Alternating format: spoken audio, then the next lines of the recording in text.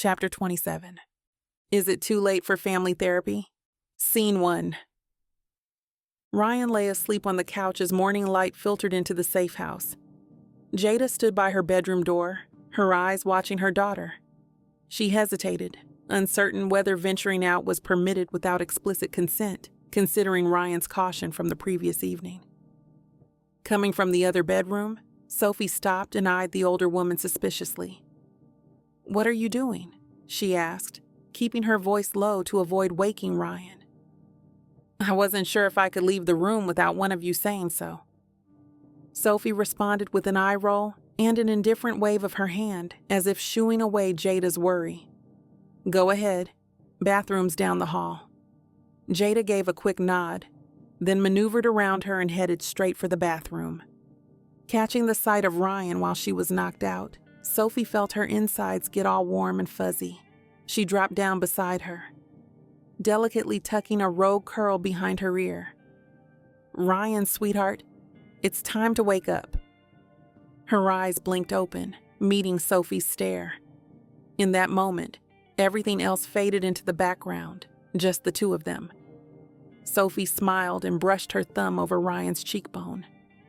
"Wow, those eyes of yours still get me every time," Sophie remarked with adoration. "I fall in love with them, and you every time you open them." A pleased little noise slipped from Ryan's lips as she nuzzled into Sophie's hand, closing her eyes again. That uncomplicated gesture unleashed a flood of feelings, the craving for connection, the tenderness, the comfort found that she hadn't let herself embrace in weeks. "Baby, Sophie started, her heart overflowing with all the things she wanted to say. She wanted to apologize, to tell Ryan how much she missed her, how much she longed to kiss her and hold her close. But before she could find the words, the sound of the toilet flushing broke the intimate bubble surrounding them. Jada came out and just stood there looking out of place. Ryan's eyes snapped open, the dreamy cloud of sleep giving way to the reality of how her night went, or how she thought her night went. "You okay?" Sophie asked softly. "Yeah, no. Hell, I don't know." Ryan's eyes darted toward the floor. I thought I saw something. I was messing around on Blackbat's system and a message popped up, but it was weird." "Weird how? What kind of message?" Ryan hesitated, her mind replaying the words. "Be careful, they're watching." She suddenly felt silly for even bringing it up. "Nah, I'm tripping. I think my brain was playing tricks on me." She tried to offer a dismissive chuckle, but it fell flat. Sophie wasn't having it. "What did it say, Ryan?"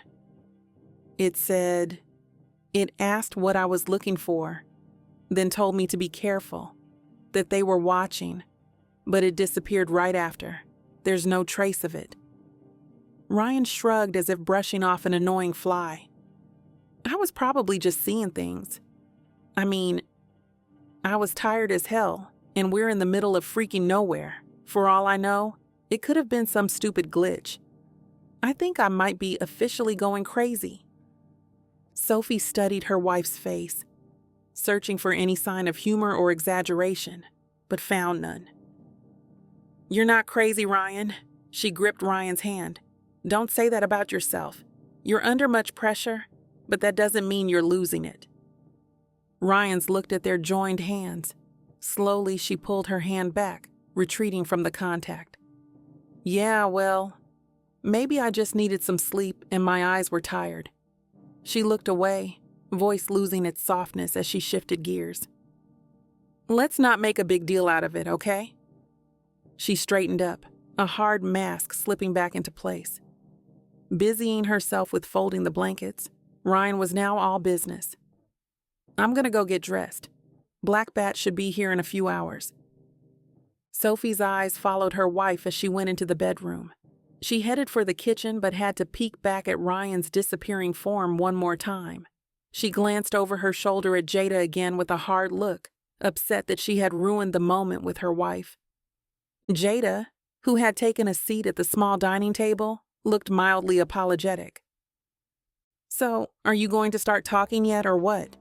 Sophie, who was now fed up, asked. Taking a deep breath, Jada's eyes focused on a distant point as she gathered her thoughts. I've been running for so long, hiding in different cities and countries, always looking over my shoulder. I thought I could protect the world from afar, that I could keep the devils at bay with my silence. But the truth is, I was tired. Tired of being alone. Tired of carrying this burden all by myself. She sat back, crossing one leg over the other. A few months ago, I started to feel like someone was watching me, following my every move. I couldn't get rid of the feeling, couldn't find any evidence of who or what it was, but I knew I couldn't ignore it, couldn't take the risk of being found by the wrong people. Ryan emerged from the bedroom, dressed in fresh clothes, just in time to catch the tail end of Jada's explanation. She propped herself against the door jamb, arms folded, absorbing every word. Needed someone I could trust. Jada's words grew more urgent, more desperate. So I reached out to an old friend, someone I'd met in the intelligence community here in Sierra Leone. They helped me send that message to Black. First step towards coming in from the cold. She looked right at Sophie, scared but also kind of hopeful. I didn't know what would happen. Didn't know who would receive the message or if they'd even take it seriously, but I had to try. I had to find a way out, a way to stop running and start fighting back against the devils I knew were still out there. Jada then turned to Ryan, whom she felt watching over her shoulder. When you pulled me from that car, when I looked up and saw your face, it hit me like something intense. Those eyes, that determination in them. I knew it was you, Ryan. Especially when Sophie said your name, I knew I was looking at my daughter, all grown up.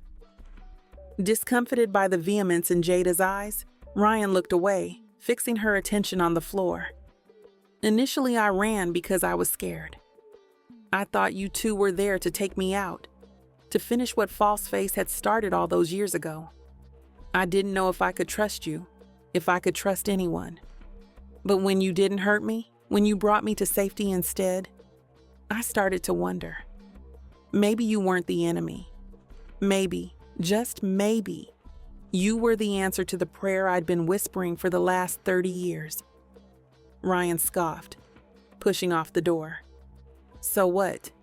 You expect us to just forget about all the shit you put me through? All the years I spent wondering why my own mother didn't want me? Sophie stepped forward, placing a hand on her arm. Rye, I know this is a lot to process, but we need to hear her out. She might have information that can help bring down Falseface. Ryan shrugged her off. I don't care what she has to say. She lost the right the moment she abandoned me. Ryan, I know what we discussed last night was difficult, and I know I can't take back what I did, but maybe one day, if you'll let me, I can make things right. Make things right? One day? Ryan laughed sarcastically. You think you can just walk back into my life after all this time and everything will be sunshine and rainbows? Nah, it don't work like that. I never wanted to leave you, Ryan. I thought I wanted to give you a better life. A better life? Ryan's voice cracked. You have no idea what I've been through, what I've had to do to survive. You don't get to sit there and act like you did me some kind of favor by leaving my ass. She squinted her eyes.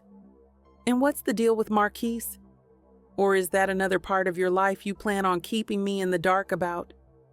I don't have much to tell you, Ryan. Honestly, I don't. Marquis, he's... Save it, Ryan snapped, her patience wearing thin. I changed my mind. I don't want to hear any more of your excuses. With an annoyed huff, she stormed out of the kitchen, the screen door slamming behind her as she stepped onto the back porch. Sophie sighed, her eyes darting between Jada and the door through which Ryan had just disappeared. She fixed her with a look as if to say, "Look what you've done now." Jada hunched over, staring at the floor, unable to meet Sophie's eyes. The consequences of her slip-ups hung over her like a dark, thunderous cloud. Scene 2. Ryan pushed open the front door, and the muggy, humid air smacked her in the face. She yanked off her flannel, tossing it aside as she collapsed onto one of the broken chairs. Her tank top clung to her skin, damp with sweat, but she barely noticed. Her mind was too busy spinning, thoughts crashing into each other like bumper cars, on crack. She couldn't breathe, couldn't think straight. The anger was choking her, wrapping around her throat like a rope. How dare Jada show up like this, acting like she had any right to be in Ryan's life? Like she hadn't just rejected her, left her to fend for herself in a world that didn't give a damn about kids like her? Her fingers dug deep into the armrests, the broken chair's sharp edges cutting into her palms. The pain was real, and she embraced it to stay present. But it wasn't enough. The hurt was still there, a wound that had never really healed. That little girl inside her, the one who'd cried herself to sleep wondering why her mama didn't want her, was screaming, begging for answers. But Ryan couldn't give them to her. She didn't have any answers, just more questions. She wanted to march back inside, to grab her mother by the shoulders and shake her until the truth came pouring out, but she knew it wouldn't do any good. Jada would just give her more excuses, more lies. So Ryan did the only thing she could. She ran. Not literally, but in her mind, she was already gone, far away from this place, from this woman. But even as she tried to push it all away, there was a part of her that couldn't let go. A tiny, stubborn blink of hope that maybe she could finally get the answers she'd been searching for. Maybe by some miracle, she could find a way to let Jada in without losing herself completely. Did Jada even want that, though? It was a long shot, and the thought of it scared the shit out of her. But Ryan knew she couldn't keep running forever. Sooner or later, she was going to have to turn around and face this head on. She just prayed that when she did, she'd have the strength to come out the other side in one piece. And then there was her wife. Ryan was still so angry, so hurt by what Sophie had done. It felt like a stab in the back, a betrayal that hit differently than anything else ever could. Ryan wanted to forgive her, wanted to find a way past this. But every time she tried, every time she opened her mouth to say, "Let's talk," hell, even when she just looked at Sophie, all she could feel was the pain. But right now, she needed her wife desperately. She needed her strength and her love to get through this. But the thought of being vulnerable when she was already so raw was daunting. But Ryan knew she had to try. Still, through all the mess, Ryan knew this for a fact. Sophie was her whole heart, her everything. And they had to find their way back, some way, somehow. Losing her wife and what they had shared, that would demolish her in ways her mom's abandonment couldn't even touch. And that was the one thing Ryan knew she couldn't survive. Scene 3. An hour passed, and then began to rise above the house. Sophie couldn't take the distance anymore. She grabbed a glass of water and headed out to the back porch, figuring Ryan could use it in the dry heat.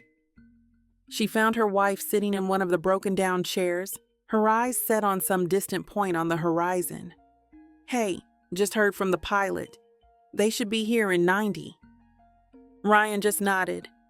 She took a seat in the chair next to Ryan and listened to the bugs and birds sing around them.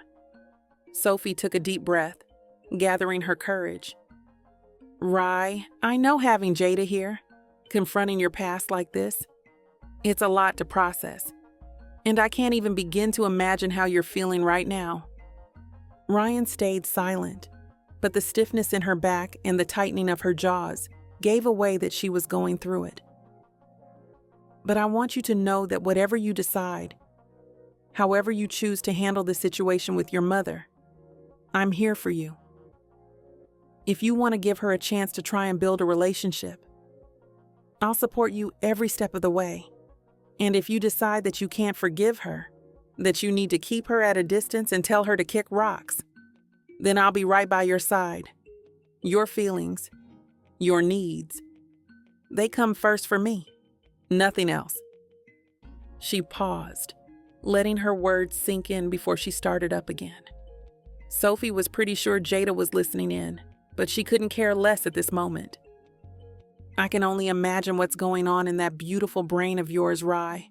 These last few weeks, months, they've been really fucked up and hard, and I know I played a major part in most of it. I fucked up.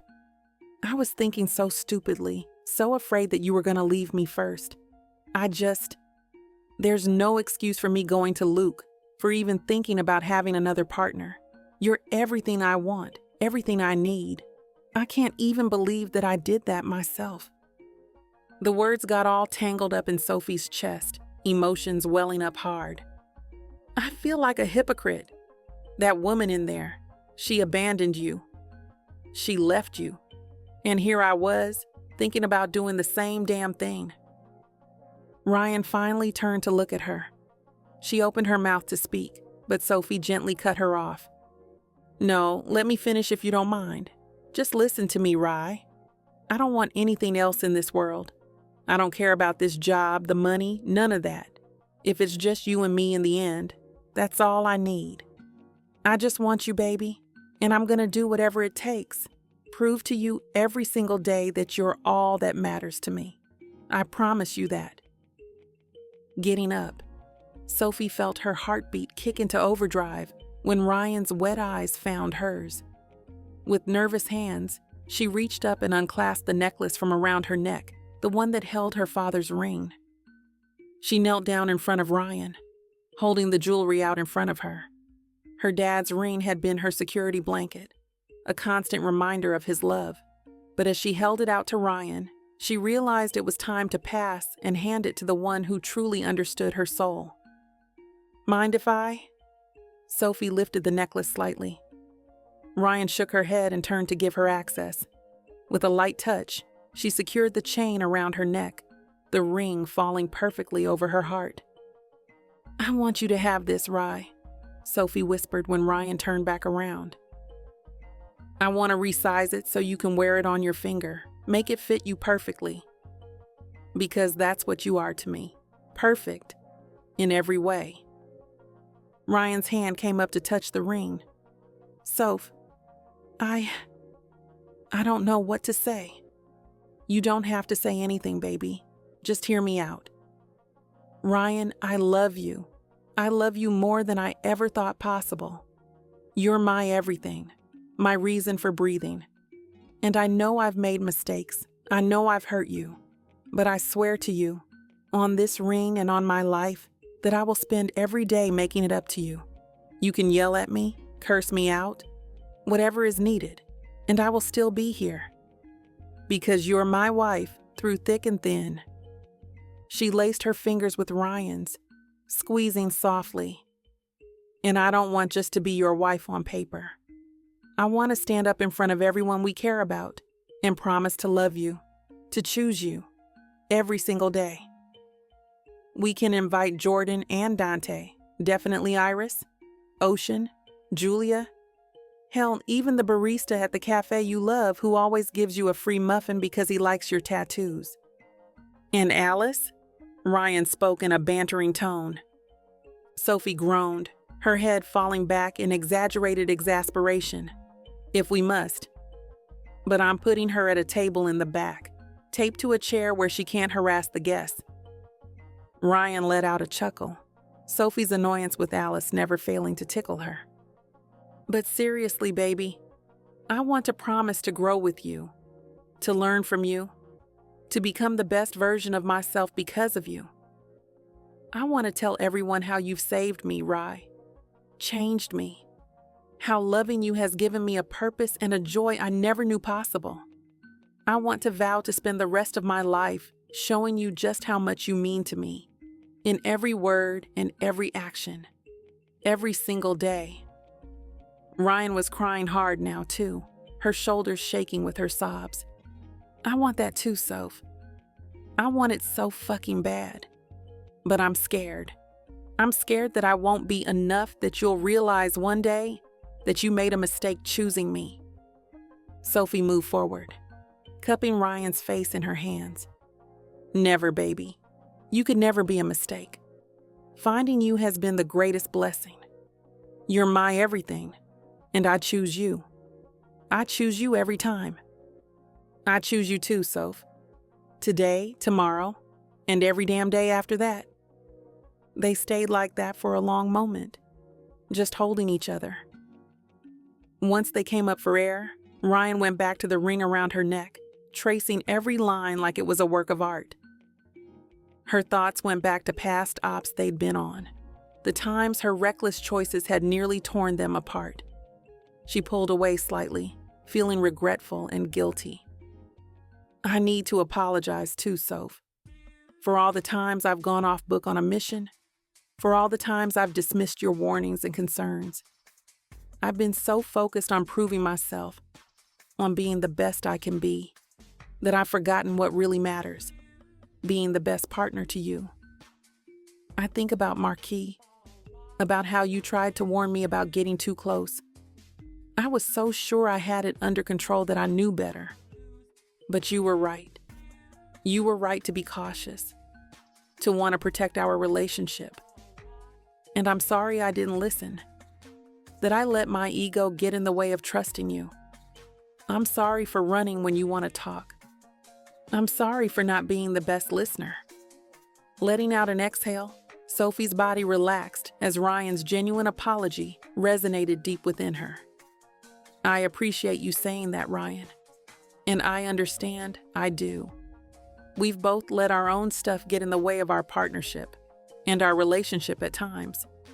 But I think what matters is that we're both committed to doing better, to being better for each other. Absolutely. I'm all in, Soph. I'm ready to do whatever it takes to make this work, to build the life we've always dreamed of. And speaking of dreams, Ryan ventured cautiously, I've thought about it, about what you said, about having a family. Yeah. I never really had a family outside of Cora. And the thought of being responsible for another life, of being a mom, it terrifies me. Right, listen, Sophie started softly and reassuringly. We don't need to have a family if you're not ready.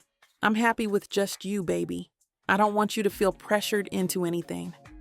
I'm sorry if I made you feel like you had to want the same things as me. I just want you to be happy. And if that means it's just the two of us, then that's more than enough for me. Ryan gave a watery laugh as she drew Sophie into a heated, urgent kiss. Sophie lost herself in the moment, her previous words forgotten as she surrendered to the lips, which she hadn't tasted in what felt like forever now. With a husky laugh, Ryan broke the kiss but kept her wife close. Baby, stop kissing for a minute and listen. Sophie had a lovesick puppy dog look, zoning out with a silly smirk. That's what her wife was saying. I was scared about having children, and I still am, Ryan admitted. But I want to do this with you, Soph. So I'm considering it, and we can talk for real about what that looks like for us. And maybe if adoption is on the table, then I'll be in for that too. Really? You mean it? I mean it, Soph. I want it all with you. I'm all in. Sophie flung herself at Ryan, covering her in excited kisses as tears of happiness rolled down her cheeks. Babe, I'm so down for whatever you want. Your call, and I'm there 100%. No, baby, we do things together. It's not about what I want or what you want. It's about what we want as a team. You're right. We're in this together, every step of the way. They held onto each other tight, two hearts beating as one. Sophie was on cloud 9. She couldn't remember the last time her soul felt that lit up, that at peace.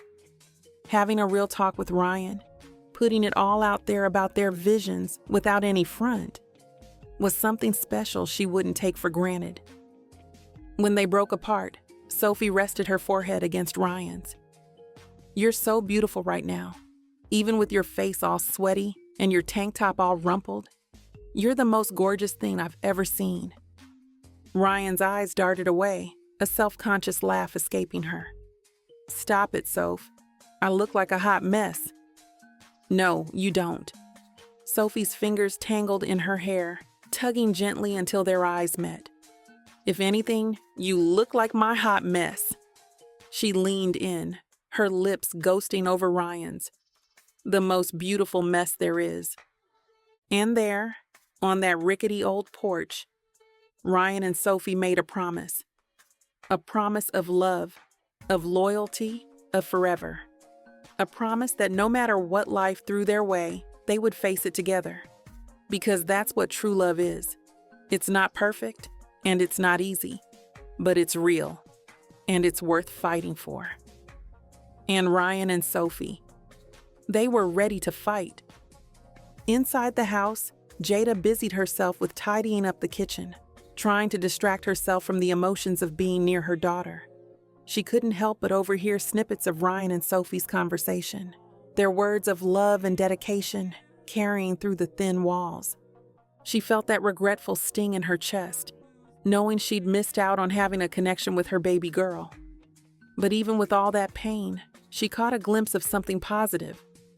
Ryan had found that once-in-a-lifetime love, the kind that patches up the past and guides you to better days. Jada heard the sound of a phone ring from the living room. She stepped out onto the porch and caught Ryan and Sophie in a heated makeout session. "Sorry to interrupt." Sophie noticed her first, pulling away from her wife. Ryan, not yet aware of their audience, tried to chase Sophie's lips, frowning when she couldn't connect. She followed Sophie's look, her eyes landing on her mother. Ryan crossed her arms, waiting for an explanation. One of your phones went off in the living room. Did you bring it out here?" Ryan's question came out harsher than intended. "No, I didn't want to touch your phone." Ryan rolled her eyes, muttering under her breath, "Well, what good are you?" Sophie, ever the peacemaker, looked between the two women. "We'll be in 1 second." Jada turned to go, but paused at the door. "You two seem really good for each other. I can see the love clear as day." She looked like she wanted to say more, but thought better of it, hovering uncertainly. Ryan, sensing Jada's discomfort, threw her a bone. "Thank you," she said, her voice a little less hostile. Jada nodded, retreating inside. "So, should we invite your mom to our future official wedding?" I don't know about all that." Ryan shook her head. "I mean, look, at least she's not throwing Bibles at us like my mom would." Ryan winced, the memory and guilt of their fight in the skies flooding back. "Soph, I'm sorry for what I said before about your mom. That was a low blow, and you didn't deserve it." Sophie waved a hand, trying to dismiss the apology. "Hey, it's whatever. We were both heated." But Ryan shook her head, catching Sophie's hand. "No, don't do that. Don't let me off the hook. I was out of line, and I need you to know that. It was stupid and childish of me to bring her up in that moment. I know how much she's hurt you, and I shouldn't have used that against you. I'm really sorry." Sophie squeezed her wife's hand with a soft smile. "I appreciate you saying that, Ryan. And I understand I do. We've both let our own shit get in the way of our partnership and our relationship at times. But I think what matters is that we're both committed to doing better, to being better for each other. You're right. We're in this together, every step of the way." Ryan paused with a smirk. "But let's be real, our moms, probably not the best addition to our wedding guest list. So let's leave them out of any family gatherings for the time being. Deal?" "Deal," Sophie agreed, pulling Ryan in for another kiss. The tender moment was blown apart by gunshots ringing off and glass breaking inside. "Jada!" Ryan jumped up, realizing her mom could be in deep trouble. They rushed into the house, and through the window, they saw a group of heavily armed men, their faces covered by white masks, making their way toward the safe house. "Shit, it's an ambush!" Sophie yelled, already reaching for their bags of weapons. She whipped a pistol over to Jada, who snatched it out of the air like it was nothing. Ryan grabbed a gun as well, just as the front door exploded inward, bullets flying. In unison, Ryan and Sophie dropped down in synchronized movement and fired back, taking down the men without breaking too much of a sweat. As for Jada, she was an absolute beast, landing headshots like it was just another day at the office. Ryan's instincts kicked in as he spotted someone lurking in the dark corners, eyes glued to them like a creepy stalker.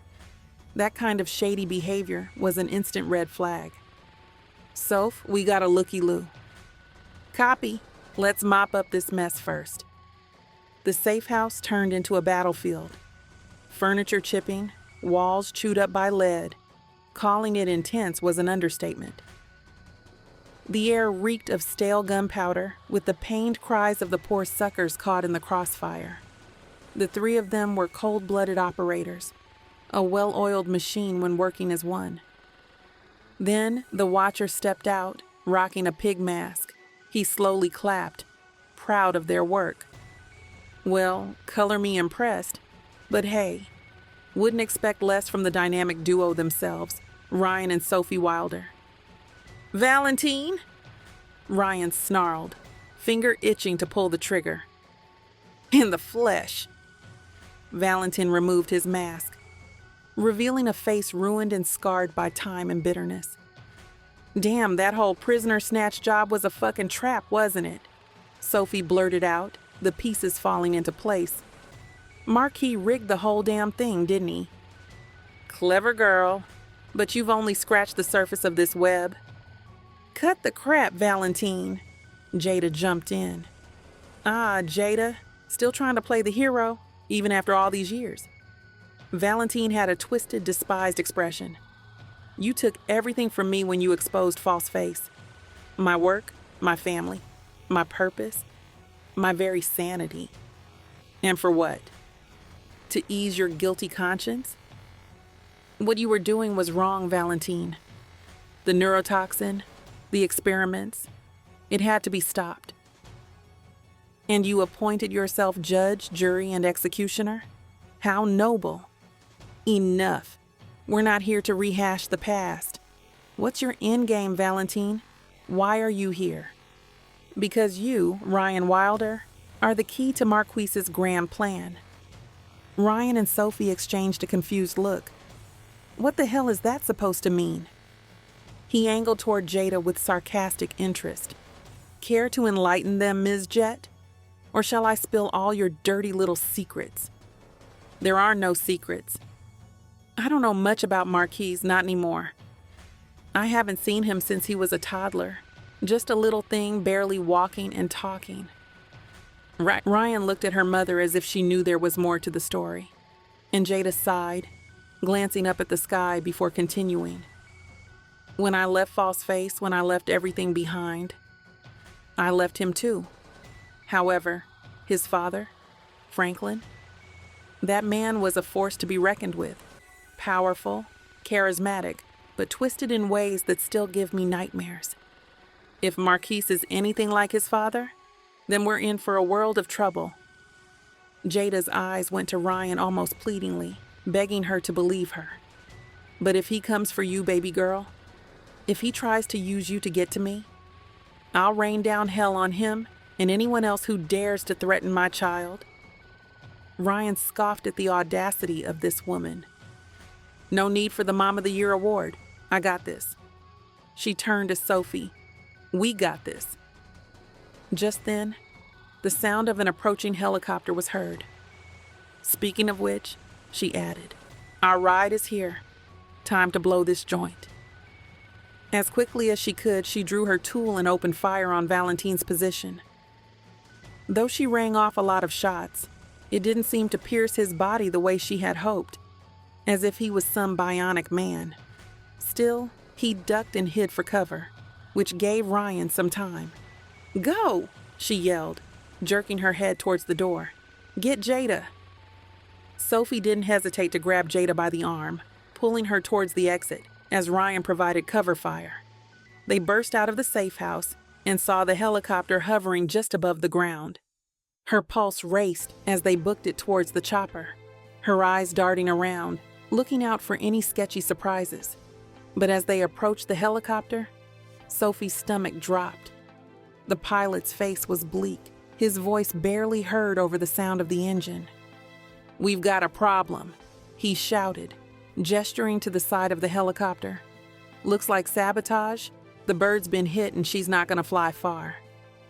It was apparent that Valentin's guys had set them up, messing with the helicopter to cut off their escape route. "How many can she carry?" Ryan asked. The pilot shook his head. "In this condition, 1, maybe 2, if we push it. But it's a risk. But I've got another one inbound in 30 mics." They couldn't all make it out, not like this. But Jada was the key to everything. She had to be protected at all costs. "Jada, you have to go," Sophie said firmly. "You have the information we need to take down Falseface. We'll find another way out." For a beat, Jada weighed her options, eyes flipping from Sophie to Ryan and back, her look saying loud and clear she was tempted to hang tough with her daughter. But Ryan stepped forward. "Sophie's right. You need to go. We'll catch up with you back in the States."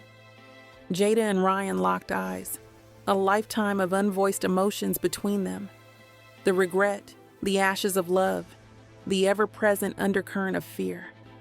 For a split second, Ryan's tough girl persona faltered, exposing the wounded inner child craving the mother she never had. But the exposure vanished in an instant, Ryan's game face snapping back into place as she squared her shoulders, ready to take on whatever came next. "Go," her voice rough. "We'll be right behind you." Jada nodded and climbed into the helicopter, her eyes never leaving Ryan's face. As the helicopter lifted off, the wind from the rotors whipping through their hair, Ryan and Sophie stood side by side. They watched as Jada rose higher into the sky. Behind them, Valentin emerged from the safe house. "You think you've won?" he shouted over the dying chopper sounds. "This is only the beginning." With their backs against each other, they pivoted to meet his stare head on. "Bring the smoke." Ryan's voice was full of dark promise. "We're just getting started."